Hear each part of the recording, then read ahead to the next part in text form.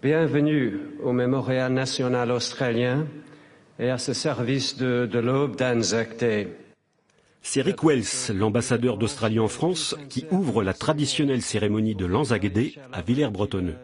Dans son discours, il rappelle les liens profonds tissés au cours des combats entre les soldats de son pays et les populations civiles.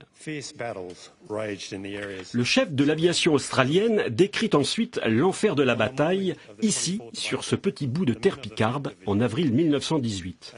Durant 3 semaines, les hommes résistent face à l'armée allemande qui tente de s'emparer d'Amiens.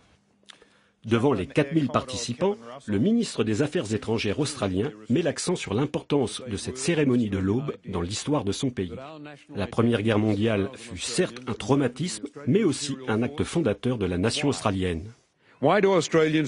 Pourquoi les Australiens font régulièrement ce pèlerinage ici pour se souvenir de ces enfants morts si loin de chez eux?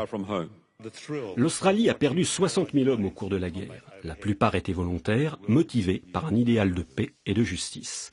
Kader Arif, le ministre français des anciens combattants, a dans son intervention rappelé l'immense gratitude de la France envers ce pays lointain. We are grateful for it. Thank you for what you did for France. Lorsque le jour se lève, la cérémonie s'achève par les dépôts de gerbes et l'exécution des hymnes nationaux.